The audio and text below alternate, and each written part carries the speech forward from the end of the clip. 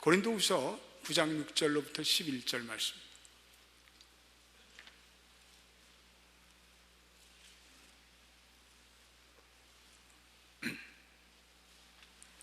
우리 6절부터 한번 같이 힘차게 말씀을 읽어보겠습니다.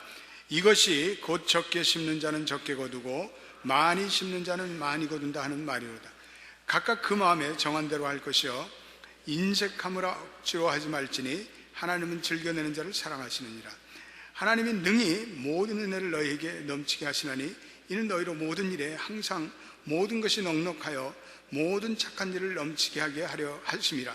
기록한 바 저가 흩어 가난한 자들에게 주었으니 그의 의가 영원토록 있느니라 함과 같으니라.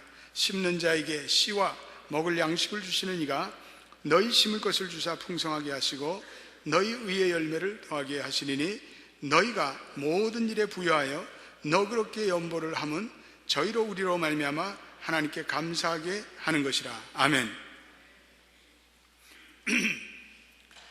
신앙이란 이 시대와 사회를 끌어나가는 아주 강력한 영향력을 발휘합니다. 특별히 기독교 신앙을 수용한 나라에서 연구한 조사 보고서에 따르면 이 신앙의 자유와 한 나라의 발전에는 매우 긍정적인 상관관계가 있다는 것을 그러한 사회적인 결과가 많이 나와 있습니다. 브라이언 그람이라는 저명한 사회학 교수는 종교의 자유가 왜 인간에게 유익한가 이런 주제로 조사도 하고 연구 보고서를 작성했습니다. 그는 특별히 전 세계 143개국을 대상으로 조사를 해서 이렇게 결론을 내리고 있습니다. 종교의 자유가 보장될수록 사람들의 삶이 전반적으로 개선되는 경향을 보이고 있습니다. 허드슨 연구소의 조사 결과를 통해서도 저는 이러한 상관관계를 확인할 수 있었습니다. 종교의 자유가 보장된 곳에 폭력과 무력 충돌이 줄어들고 국민의 보건 상태가 좋아지며 수입이 높고 여성의 교육 기회가 높습니다. 뿐만 아니라 종교의 자유가 보장된 곳에는 인간 개발 지수로 측정되는 인간 개발 정도가 매우 높습니다.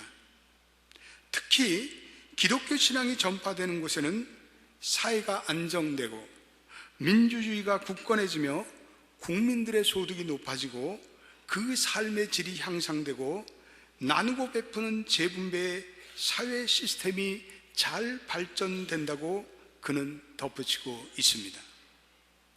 이 기독교의 신앙이라는 것은 한마디로 전인적인 하나님의 은혜를 구하는 신앙입니다.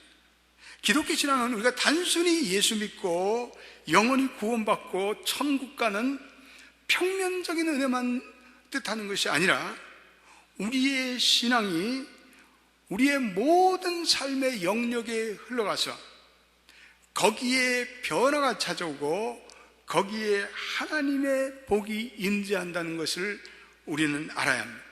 우리의 마음의 평화로부터 그리고 질병으로부터의 치유, 우리의 건강한 사고, 그리고 우리의 육신, 그리고 우리의 창조적인 두뇌, 그리고 가정생활, 그리고 자녀 교육에 이르기까지 우리의 직장생활과 그리고 우리의 사업의 경영에 이르기까지 하나님은 우리의 전 삶의 영역에 개입하셔서 우리를 인도하시고 우리를 복주시길 원하십니다. 믿습니까? 이 영역은요, 물질적인 영역도 포함됩니다.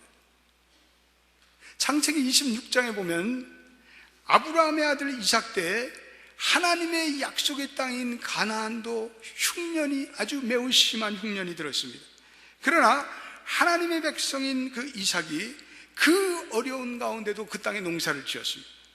그리고 다른 사람과 똑같은 상황에도 불구하고 그는 좌절하지 않고 마음에 시험받지 않고 이삭은 하나님을 향한 믿음으로 씨를 뿌렸습니다. 그 결과는 어땠습니까? 오늘 불경기에도 이삭은 그의 100배의 수확을 거뒀다 이렇게 말씀하고 있습니다. 어떻게 그것이 가능합니까?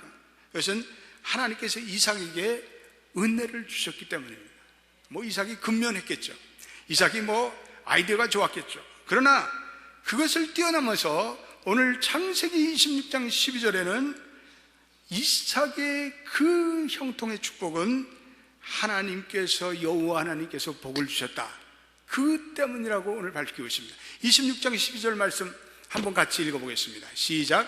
이삭이 그 땅에서 농사하여 그 해에 100배나 얻었고 여호와께서 복을 주심으로.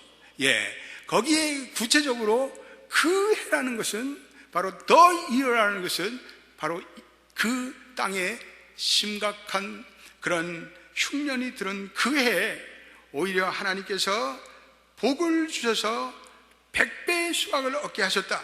그래서 결국 이삭이 부자가 되었고 재산이 점점 늘어서 그리고 부유하게 되었다고 창세기는 기록하고 있습니다. 하나님 안에서 우리 모든 하나님의 자녀들은 어떠한 불경기도 이길 수 있는 넉넉한 은혜를 주심을 믿으시면 아멘 하시기 바랍니다. 그렇습니다. 오늘 우리 교회가 예산안을, 신년도 예산안 인준하는 공동의회로 모입니다. 한 해 동안에 이 하나님께서 베풀어 주신 그 은혜에 감사하지 않을 수 없습니다. 미국을 살아가면서 저나 여러분들이 올해만큼 이렇게 어려운 해가 어디 있었을까요? 정말 전무후무한 우리 고통스러운 한 해를 보냈습니다. 많은 교우들이 눈물과 한숨과 탄식으로 보낸 한 해였습니다. 그러나 우리가 이 한 해를 마감 지으면서 우리 여기까지 달려온 여러분들 한 분 한 분을 저는 담임 목사로 정말 위로하고 격려하고 축하합니다. 어려움을 이기고 여기까지 오게 하신 에벤네셀의 하나님을 찬양합니다. 새해부터는 이 경제지표가 점점 긍정적이고 밝아지는 여러 가지 사인들이 여러 면에서 나타나고 있습니다. 새해는 하나님께서 우리 모두에게 영육간의 회복을 주실 줄로 믿습니다. 우리의 삶에 경제란 매우 중요한, 클린턴 행정부 때 한때 유행했던 말 중에 바보야, 문제는 경제야, 이런 유행되는 말이 있었습니다. 이 오바마 행정부가 국민의 지지로부터 멀어지는 하나의 결정적인 이유는 부진한 경제 때문입니다. 이 경제 행위라는 것은 매우 중요한 것입니다.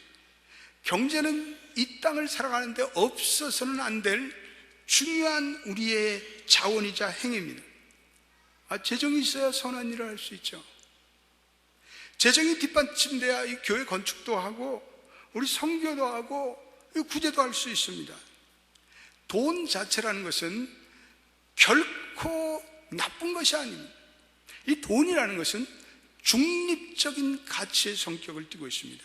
그런데 다만 이 경제 행위가 우리의 삶의 절대 우상이 돼서 우리의 절대 가치를 차지하게 될 때 그때부터 여러 가지 부작용이 터집니다. 그래서 디모데전서 6장 10절에는 돈을 사랑함이 일만하게 뿌리가 되나니 이것을 사모하는 자들은 미혹을 받아 믿음에서 떠나 많은 근심으로 자기를 찔렀도다, 이렇게 말씀하고 있습니다. 문제는 돈을 사랑하는 일이고, 문제는 돈을 섬기면서 돈을 하나님보다 우선순위로 놓는 그것이 문제입니다. 돈을 사모하는 탐욕 때문에 하나님의 말씀으로부터 멀어지고, 그리고 돈 때문에 우리는 가정에 불화가 생기고, 우리는 돈 때문에 하나님을 거역하는 그것이 문제입니다. 그러면 이 돈이라는 것은 매우 현실적인 과제를 안고 있는데, 우리가 어떻게 이 재물을 통해서 우리 하나님의 영광을 위해서 살아갈 수 있는, 쉽지 않은 과제입니다. 그렇지만 절실한 과제입니다. 그래서 저는 이 시간에 우리 성도들이 마음문을 활짝 열고, 오늘 어쩌면 여러분들의 인생관에 중요한 변화가 오는 터닝 포인트적인 그러한 시간이 될지도 모릅니다. 오늘 좋은 분이 한 분도 없게 되기를 주님의 이름으로 축복드립니다. 그리고 제 설교에 시험받는 분도 한 분도 없게 되기를 주님의 이름으로 축복드립니다. 하나님이 우리의 마음을 열어주시길 바랍니다. 신앙의 세계라는 것은 매우 부유한 세계입니다. 신앙의 세계는 놀라운 세계예요. 그런데 우리가 이 신앙의 세계에 들어가면 우리에게 바뀌는 것은 우리의 가치관의 변화가 옵니다. 따라하십시오. 신앙이란 나의 가치관을 바꾸는 것이다. 여러분, 신앙생활을 하게 되면 예전에는 그렇게 소중했던 나의 우선순위가 이제는 뒤로 돌아가서 저 밑에 있고, 지난날에는 전혀 관심도 두지 않았던 그것이 이제는 내 인생의 탑 프라이어티 우선순서가 돼서 이제는 나의 인생의 우선순위가 바뀌는 그러한 역사가 일어납니다. 그래서 신앙이라는 것은 한마디로 내 인생의 가치관을 바꾸는 것이다, 이렇게 말씀드릴 수가 있습니다. 우리가 하나님을 믿고 예수 그리스도를 나의 구주로 삼고 이제는 성령을 덧입고 살면 반드시 우리의 인생의 가치관에 변화가 와야 합니다. 교회는 나오는데 옛날의 가치관을 가지고 살아가는 것은 성경에서 말하는 것과 같이 낡은 포도주 주머니에 새 포도주를 넣는 형국이 되고 맙니다. 이 새 포도주는 새 부대에 넣어야 터지지 않습니다. 우리가 예수를 믿고 그리고 예수를 섬기면서 우리는 지난날 세상에서 배웠던, 또 우리가 가지고 있던 그런 세상적인 가치를 이제는 다 내려놓고 말씀을 통해서, 하나님의 진리를 통해서, 우리는 기도를 통해서, 하나님의 음성을 통해서 우리 하나님이 주시는 새로운 가치관을 우리 추구하며 살아가는 우리의 인생의 가치관의 변화가 있는 것이 바로 신앙의 세계입니다. 근데 무엇보다도 우리가 바뀌어야 할 넘버원 가치관의 체계가 있는데, 그것은 물질과 소유에 대한 우리의 의식이며 우리의 가치관입니다. 우리가 하나님을 믿고 깨닫고 나면 우리에게 찾아오는 깨달음은 하나님께서 이 우주 모든 만물을 소유하고 계신다는 그러한 진리입니다. 모든 만물이 하나님께로 왔습니다. 그리고 하나님의 것입니다. 그리고 하나님의 소유라는 하나님의 소유 사상입니다. 하나님이 우주 만물을 다 소유하고 계시고, 그래서 하나님만큼 부유한 존재가 없습니다. 그런데 창세기에 따르면, 창세기 1장 26절에 따르면 하나님께서 이 모든 부여를 인간을 창조하시고 그 인간에게 위임하셨다는 사실입니다. 그것이 창세기 1장 26절의 말씀입니다. 한번 우리 화면에 나온 말씀을 같이 한번 읽어보겠습니다. 시작. 하나님이 가라사대 우리의 형상을 따라 우리의 모양대로 우리가 사람을 만들고 그로 바다의 고기와 공중의 새와 육축과 온 땅과 땅에 기는 모든 것을 다스리게 하자 하시고, 하나님이 인간을 하나님의 형상대로 창조하시고 그리고 이 땅의 모든 것과 땅에 있는 모든 것을 다스리라. It's yours. 너의 것이다. 내가 너에게 위임하마. 이렇게 하나님께로부터 우리는 위임을 받은 그러한 존재들입니다. 그래서 하나님의 자녀들이 이 온 만물의 이제는 소유권이 우리에게 넘겨왔고, 그리고 그 만물의 소유는 결국은 종국적인 소유는 하나님임을 우리가 깨닫기를 원하십니다. 그래서 우리는 하나님의 소유를 누리며 살아가는 존재며, 우리가 하나님의 은혜로 물질적인 축복을 누리고 살지만 우리는 그 물질의 최종적인 소유주는 하나님이시다. 우리는 늘 겸손해야 돼요. 우리는 우리에게 주신 물질도 하나님께로부터 왔음을 깨닫고, 우리의 재정도, 우리는 경제도, 우리의 모든 것도 이제는 하나님을 의지해서 살아가는 이 하나님 중심적인 God-centered life를 이제는 살아야 돼요. 저는 이것을 이렇게 표현하고 싶습니다. 이것은 하나님의 부여 체계를 따라서 사는 것이다. 저는 이렇게 터미널리티, 이 용어를 쓰고 싶습니다. 따라해 보세요. 하나님의 부여 체계. 예, 하나님이 우리의 모든 소유주가 되시고 나는 그의 청직이라는 거죠. 하나님이 주신 이 모든 것을 가지고 이 땅에 살아가는 동안 하나님께서 위임한 것을 내가 맡아서 다스리고 관리하고, 그러다가 하나님 앞에 가는 날 이거 다 하나님, 이제는 하나님 이거 그 다음 세대가 하도록 하십시오. 청지기적인 정신입니다. 예. 근데 그 반대의 개념은 이거는 세상의 부여의 체계예요. 이 세상의 부여의 체계는 이거는 이런 거예요. 자신이 인생의 소유주가 돼요.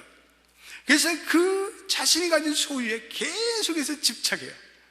이거 움켜쥐고 안 내놓으려고 그래요. 이건 내 거다. 계속해서 명예와 권력과 부를 집착하고 거지에 의지하고 그 마음에는 내가 이 모든 것을 소유하려는 소유의식으로 가득 차 있어. 그래서 거기에 하나님이 들어가실 자리가 없습니다. 이건 세상의 부유체계를 의지하며 살아가는 인생의 모습입니다. 미국의 어느 한 청년이 만 18세가 되던 성인이 되던 날에 새로운 삶을 출발하기로 결단을 합니다. 그래서 그는 인생의 교훈을 얻으라고 그 마을에서 가장 지혜로운 그리고 나이가 많은 노인을 찾아가서 인생의 어드바이스를 구합니다. 선생님, 제가 이제는 제 인생이 성인으로서 이제는 새로운 길을 가야 되는데 선생님이 경험한 가장 중요한 진리를 제게 내려주십시오. 저는 어떻게 인생을 살아야 할지 마땅한 방도가 없습니다. 어떻게 인생을 살아가면 좋겠습니까? 그랬더니 그 노인이 천천히 묻습니다. 내가 여지까지 배운 것이 무엇이냐? 그랬더니 청년이 제가 배운 것은 비누와 양초 만드는 일밖에 없습니다. 그래, 그러면 그 일부터 시작해라. 그런데 다만 한 가지 조건이 있다. 주님을 너의 동업자로 모시고 살아가야 한다. 이 청년이 주님을 어떻게 동업자로 모시고 삽니까? 그랬더니 이 노인이 간단한 일이다. 비누와 양초를 팔아서 수입이 생길 때마다 그 가운데 11조를 동업자인 주님께 드려라. 그러면 동업자인 주님께서 너의 인생을 보살펴 주실 것이다. 내 사업도 내 인생도 네 자신이 주관하는 것이 아니라는 사실을 겸손하게 받아들여라. 이 청년이 나이 많은 이 현자의 말을 따라서 그 충고를 잊지 않고 평생토록 지켜나갔습니다. 후에 이 청년의 사업이 크게 번창했습니다. 이 청년의 이름은 미국의 치약 대명사로 불리는 콜게이트 치약회사의 창립자인 윌리엄 콜게이트입니다. 그가 만든 콜게이트 치약, 여러분들 집에 콜게이트 치약 하나씩 다 있죠. 네. 그는 초대 미국의 성서공회의 총무가 됩니다. 그리고 유명한 콜게이트 대학을 세웁니다. 이 청년은 그 지혜로운 할아버지의 조언을 받고 그는 그때부터 하나님의 부여 체계를 따라서 자기 인생을 설계하기로 결단합니다. 그리고 그는 하나님의 은혜를 구하면서 세상의 부여 체계에서 벗어나 그는 하나님의 부여 체계를 따라서 살아가는 그러한 사람이 되었습니다. 우리가 복음으로 각성되고 우리가 예수를 믿게 되면 우리의 의식이 바뀌고 우리의 세계관의 변화가 찾아옵니다. 우리의 삶의 라이프 스타일이 바뀝니다. 그럴 때 우리의 마음속에 어느 날 감동이 와서 이제는 내가 하나님의 부여 체계로 살아가겠다, 우리 결단을 합니다. 그리고 하나님의 보호와 인도하심에 내 인생도 내 재정도 내 경영도 그리고 자녀도 그리고 내 인생의 미래도 다 하나님을 맡기고 살아가는 그러한 하나님의 부여체계의 가치관으로 살아가는 결단을 하게 됩니다. 예를 들어서 믿음의 조상인 아브라함은 하나님의 이러한 복을 받아서 그런 육축도 풍성하고 그런 은과 금과 동이 풍성한 부자였습니다. 우리 예수를 믿는 우리 모든 하나님의 백성들은 아브라함의 영적 후손입니다. 그러기에 성경은 오늘날을 살아가는 우리에게도 아브라함에게 임하였던 그 축복이 임할 것이라고 약속하고 있습니다. 여러분, 경제가 어렵다고 돈이 없는 것이 아니라 돈이 주인을 찾지 못하고 있습니다. 은고 금도 다 우리 하나님 아버지 것인데 마땅히 하나님의 자녀인 우리들에게 하나님께서 이 세상의 부도 누릴 수 있는 은혜를 주셨는데 그렇지 못한 것이 우리의 딜레마입니다. 우리 성도들이 그 돈의 주인으로 그 돈을 찾도록 상실된 재물을 찾도록 해야 되는데 왜 하나님께서 이러한 부요함을 우리에게 다 주셔야 하면 그것은 하나님의 부요 체계를 따라서 하나님의 선한 일을 많이 하고 살라고 하나님께서 우리에게 주시는 은혜입니다.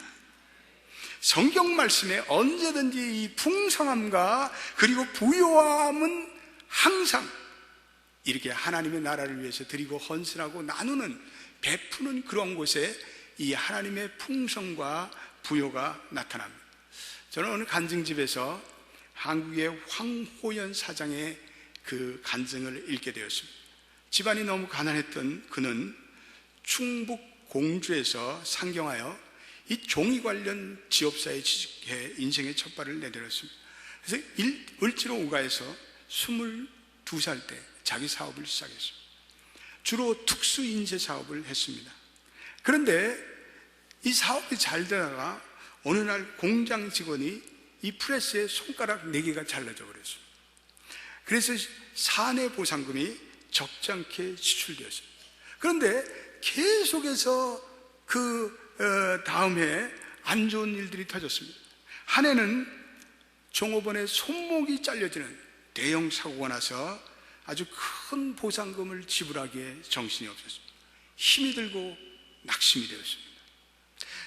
그렇지만 그는 그때 믿음을 갖기 시작한 때에서 믿음으로 인내하였습니다.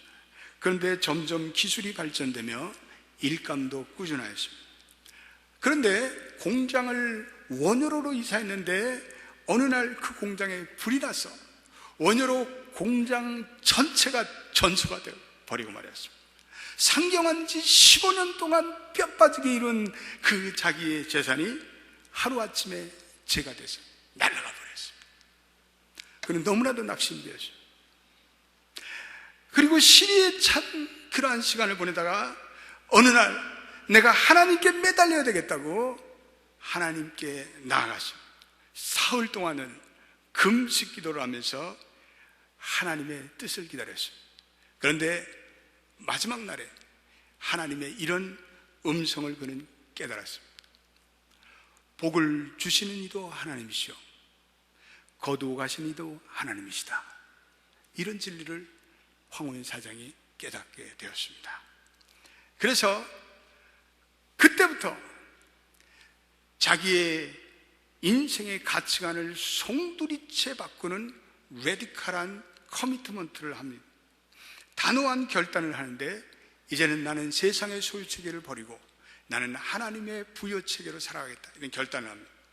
그래서 그때부터 모든 것을 그는 하나님 중심으로 살아갑니다. 그는 멀리 어디 출장 갔다가도 꼭 주일날 성수주의를 합니다. 모든 예배마다 그는 열심히 참석합니다. 그리고 하나님의 은혜를 간절히 구합니다. 그때부터 하나님께서 그에게 감동을 주셔서 한 걸음 나가는 신앙의 또 커미트먼트를 해요. 그런 그로스 인컴의 11조를 하나님께 정확히 드렸습니다. 그리고 더 나가서 선교사를 돕는 일에 앞장섰습니다. 그리고 가난하고 어려운 불우한 사람들에게 구제헌금을 시작했습니다. 그리고 그는 선한 일에 힘썼습니다. 그 외에도 사업에 부침이 있었지만 그는 예전처럼 낙심되거나 주저앉지 않았습니다. 그는 하나님께 지혜를 구할 때마다 하나님께서 그에게 새로운 사업 구상을 하게 하십니다. 그는 그가 가진 특수인쇄의 지식을 동원해서 큰 회사를 찾아내면서 마케팅을 했습니다. 그랬더니 큰 회사에서 온갖 어려운 인쇄물을 그에게 맡겼습니다. 경기가 어려운데도 특수인쇄 일감이 여러 곳에서 계속해서 주어졌습니다. 그는 더 이상 세상의 계산기를 두드리지 않았습니다.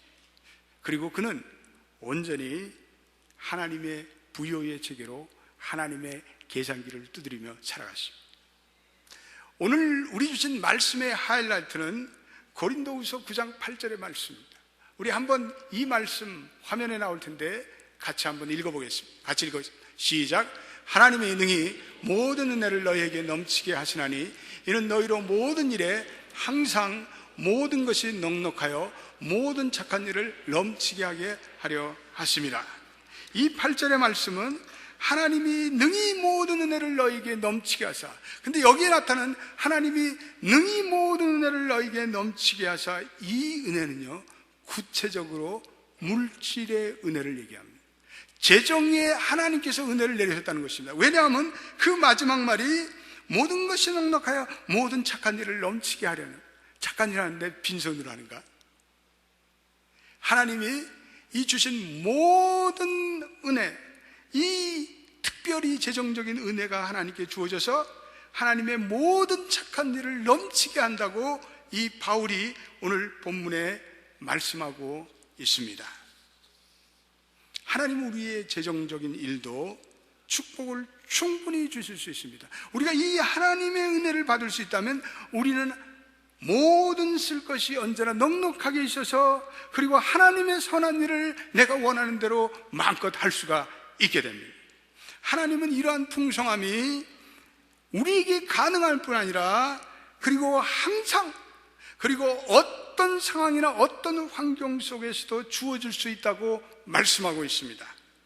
다시 말해, 세상의 경제의 흐름과는 관계없이, 상관없이 하나님은 풍성히 주시며, 하나님은 그로 인해서 우리가 하나님의 사역과 선교와 구제를 풍성히 감당할 수 있다고 말씀하고 있습니다. 여러분 믿습니까? 올해도 이 격심한 불경기 가운데 우리 교회가 하나님의 나라 사역을 잘 감당했습니다. 우리 어려움이 있는 가운데 우리 많은 교인들이 선교지도 다녀왔습니다. 지난 수요일 날 케냐와 에티오피아 선교회 보고의 밤을 가졌습니다. 근데 제가 지난번 케냐에 갔을 때 우리 윤준수 선교사님이 차량 때문에 너무나 고생을 해서 이 차량이 빠지고, 그러니까 밤에 그 차를 끌고 오는데 늦은 밤에 그 차량을 끌고 들어오면서 보니까 얼굴이 반쪽하게 됐어요. 그게 가슴이 아팠어요. 그래서 우리 선교팀들을 다 오라 그랬어요. 그래서 우리 선교팀 다 모여서 우리가 기도합시다. 간절히 기도합시다. 하나님께서 우리의 간절한 기도를 들으시고 이 문제를 해결해 줄 줄로 믿습니다. 그래서 우리 기도하자 그랬어요. 그래서 아주 그날 우리 선교단원들이 모여서 간절히 기도했습니다. 그리고 케냐를 떠나기 전날인데, 미국 들어오기 전날에 하나님이 내 마음에 감동을 주셨어요. 그래서 무조건 윤 선교사 보고 한 3만 불 정도 중고차로 이 선교지 산악을 잘 다닐 수 있는 영국제 랜드로버를 찾아보라고 제가 제안을 했어요. 그리고 돌아와서 우리 3부 예배 성도들도 기억하겠지만 제가 차량 문제를 위해서 성도들이 기도해달라고 제가 요청을 했습니다.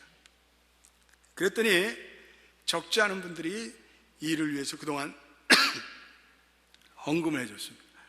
지난 수요일 날 우리가 아프리카 케냐 차량 헌금을 했는데, 내가 우리 안장로님 보고 헌금이 얼마 들어왔다는 게 4,600불인가 하여튼 그렇게 들어왔대요.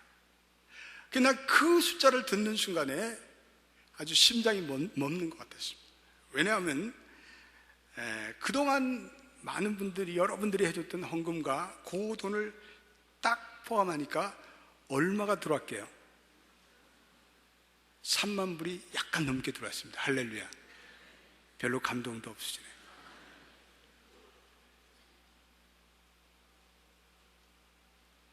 저는요, 목회를 하면서 이런 기쁨이 있습니다. 하나님이 필요하면 채워주신다. 저는 그런 믿음이 있어요. 오늘 우리 8절처럼 긍정적인 말씀이 어디 있을까요?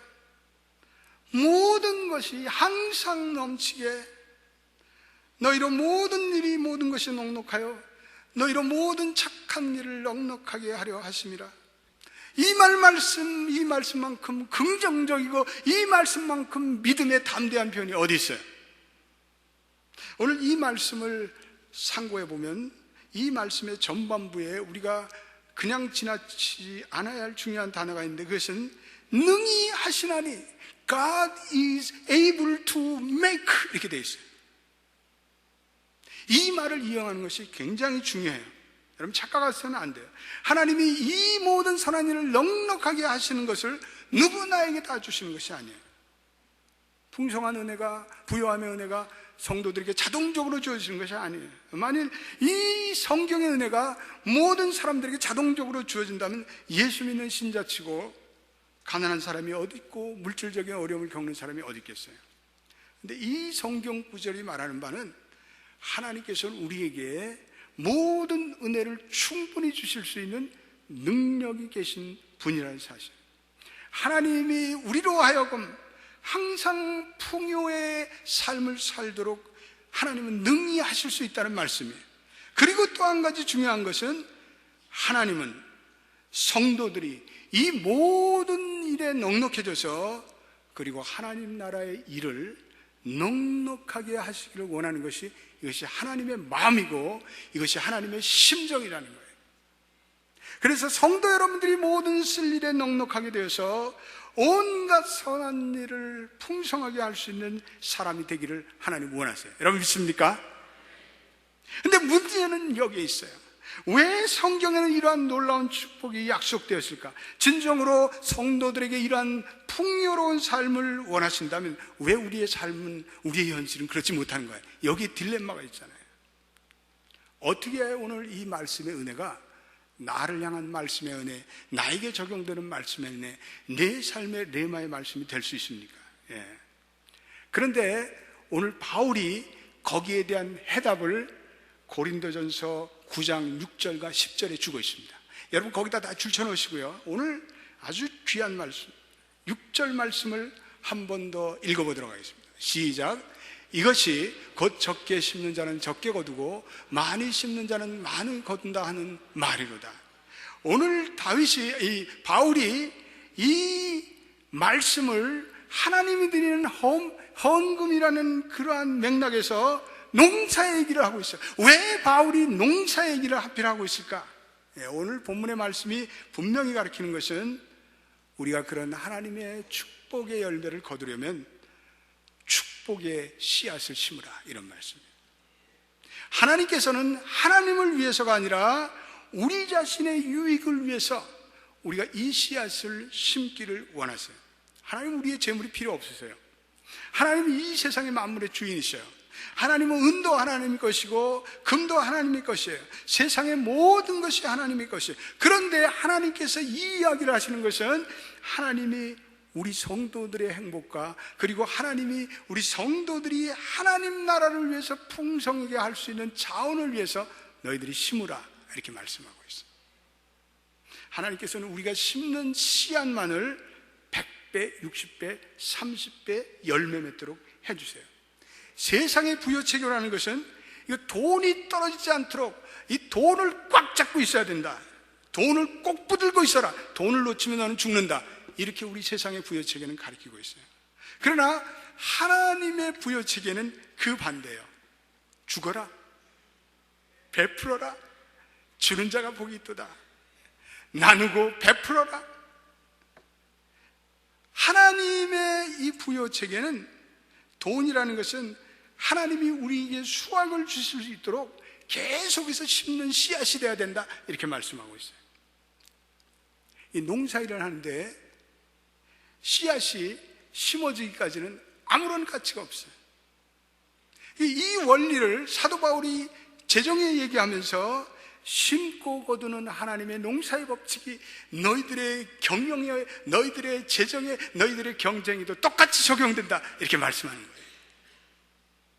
씨를 심는 것 같이 너희를 심어라, 재물을 심어라, 심는 대로 거둘 것이다. 이게 하나님 나라의 부여의 체계다, 이렇게 말씀하고 있습니다. 어떤 분들은 나는 드리고 싶지만 돈이 없습니다. 그런데 이건 사실은 아니에요. 왜냐하면 하나님께서 10절의 말씀을 주셨기 때문에. 우리 10절 한번 화면의 말씀 읽어보겠습니다. 시작. 심는 자에게 씨와 먹을 양식을 주시는 이가 너희 심을 것을 주사 풍성하게 하시고 너희 의의 열매를 더하게 하시리니. 심는 자에게 씨와 먹을 양식을 하나님께서 주신다고 하셨어요. 그러니까 우리가 심을 의지와 비전이 있는 한 하나님께서는 우리에게 심을 씨 그리고 먹을 양식을 공급하신다. 하나님의 말씀이에요. 하나님의 말씀이니까 우리가 어떻게 해야죠? 아멘. 조금 전에 말씀드린 윌리엄 콜게이트도 그리고 황우현 사장도 어떤 분이 다 심었어요. 우리 연합교회도 선교를 위해서 우리 굉장히 많이 심었어요. 어떤 교인들이 저에게 그래요. 목사님, 왜 이렇게 선교를 하십니까? 우리 교회 그거 가지고 자꾸 우리 교인들 나눠주고 더 밥도 먹고 더 우리 교회를 위해서 써야지. 그건 심는 건 아니에요. 그건 우리를 위해서 그냥 사용하는 거예요. 그런데 우리가 하나님 나라를 위해서 우리 계속 심었어요. 황호연 사장도 복을 받았고 윌리엄 콜게이트도 복을 받았고 우리 교회도 복을 받으신 줄로 믿으시기 바랍니다. 우리 교회 복 받았어요. 예전에 우리 7년 8년 전에 우리 터커 시절보다 지금 얼마나 복을 받았어. 왜 하나님이 이런 복을 주셨나? 우리가 심었기 때문에 그래요.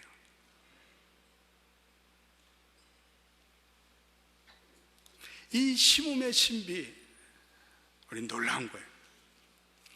우리가 어떠한 재정의 현재의 상태가 있든지 내가 심기를 시작하면 그 다음에 하나님이 좀 더 심을 수 있는 씨앗을 우리에게 주실 줄로 믿습니다. 우리가 재정적으로 어려울 때 성도들 보면 너무나 가슴이 아파요. 그런데 성경에서 얘기하는 그 돌파구는 우리가 하나님께 드림으로 믿음의 씨앗을 우리의 상황에도 불구하고 계속 심으라는 거예요. 내가 이 말씀을 선포하지 않으면 하나님으로부터 나는 책망을 드려요. 나는 우리 교인들이 다 잘 살기를 원해요. 우리 교인들이 다 하나님께 계속해서 선한 일에 힘쓰기를 원해요. 그러니까 내가 이 말을 선포해야지. 어떤 분들은 이 말을 들으면서 정 목사 후라이 친다 그렇게 생각할 수도 있어요. 오케이? 그런데 저의 목회 23년간의 결론이 이거예요. 이건 하나님을 진실로 신뢰하지 못하는 사람에게는 도저히 이해할 수 없는 말씀이에요. 이게 하나님의 부여체계에 들어간, 그래서 하나님을 여러 가지로 잘 섬기고 선한 일을 많이 하는 사람들을 보면은요, 그 사람들 한결같이 그렇게 얘기를 해요. 목사님, 제가 옛날에는 세상의 부여체계에 따라 살았는데 그거 살다 보니까 어떤 때는 다 그거 모은 거 한순간에 날려가기도 했어요. 그래서 어느 날부터 제가 정신을 차리고 하나님의 부여의 체계에 따라서 살았더니 세상의 부여 체계에 따라서 사는 것보다 훨씬 더 강력하고, 그리고 하나님의 도와주심을 제 인생에 느꼈습니다. 이렇게 간증을 많이 하셔요. 우리 성도들은 이 가지고 있는 씨앗을 먹어버려서는 안 돼요. 어떤 농부라도 아무리 궁핍해도 이 씨앗을 심어야죠. 어떤 농부는 너무나 가난해서 씨앗을 먹어버렸다는 그런 일화도 있지만 그건 엑셉셔널 케이스. 우리는 우리의 소득의 전부를 다 소비해서는 안 돼요. 수입이 생기면 하나님 나라를 위해서 계속해서 우리 심어야 돼요. 우리가 꽉 붙들거나 우리가 간직하고 있는 씨앗은 결코 열매를 맺을 수가 없어요. 내가 진실로 너에게 이르노니 한 알의 밀알이 땅에 떨어져 죽지 아니하면 한 알 그대로 있고 죽으면 많은 열매를 맺느니라. 요한복음 12장 24절의 말씀. 씨가 자랄 수 있는 유일한 길은 씨가 뿌려져서, 그리고 땅에서 자라져서, 그래서 땅에 묻혀져서 그 씨가 죽는 거예요. 물질의 이 농사의 수확을 거두는 것처럼 우리의 물질로 씨앗으로 들여져서 죽어야 돼요. 다시 말해서 이 재물에 대해서 집착하는 것을 우리가 버려야 돼요. 그럴 때 우리는 이 하나님 나라의 부여의 체계에 입문하고, 우리는 하나님 나라의 새로운 가치관을 따라서 하나님이 주시는 은혜대로 우리가 살게 됩니다. 씨를 심는 것처럼 우리의 재물과 우리의 헌신을 심을 수 있다면 이것이 하나님 나라의 경제 원리고 이것이 하나님 나라의 부여 법칙이다. 오늘 성경은, 하나님의 말씀은 우리에게 선포하고 있습니다. 심고 거두는 추수의 법칙, 하나님이 만드신 것이기 때문에 영원한 하나님 나라의 법칙입니다. 심은 대로 거둔. 하나님은 심는 자에게 하는 문을 여시고 그리고 풍성한 복을 내려주십니다. 저와 여러분이 이 말씀, 여러분들의 생애 도전의 말씀이 되기를 주의 이름으로 축복합니다. 기도하십시다. 하나님, 우리의 인생에 예전에 하나님을 알지도 못했고 그리고 세상의 가치를 따라 살아갔습니다. 그러나 어느 날 주님께서 우리를 찾아오셔서 우리가 이제는 마음의 변화가 일어나고 우리의 가치관에 변화가 일어났습니다. 우리의 물질관에도, 우리의 소유관에도 변화가 있었습니다. 하나님, 우리는 예전에는 11조 구제, 선교 이런 것 잘 생각하지 못하고 살았는데 이제는 내 마음에 긍휼이 찾아오면서 이제는 내가 나누고 베풀어야 되겠다는 하나님의 부여의 체계를 따라서 살아가는 내 인생의 우선순위의 변화가 있습니다. 하나님 계속해서 우리의 성도들이 이 하나님 나라의 원리를 따라서 저들이 심을 수 있도록 도와주옵소서. 저들이 성실히 심을 수 있도록 도와주옵소서. 저들의 자손 만대를 위해서 하나님 나라의 놀라운 그러한 은혜의 사역을 위해서, 선한 일을 위해서 계속해서 저희가 심기를 원합니다. 하나님, 심기를 주저하는 시간들도 있습니다. 그러나 그때도 우리가 결단하면 하나님께서 심을 씨앗을 계속해서 풍성히 공급해 주신다는 언약의 말씀을 믿는 우리 연합의 모든 성도들이 되기를 원합니다. 예수님의 이름으로 기도드립니다. 아멘.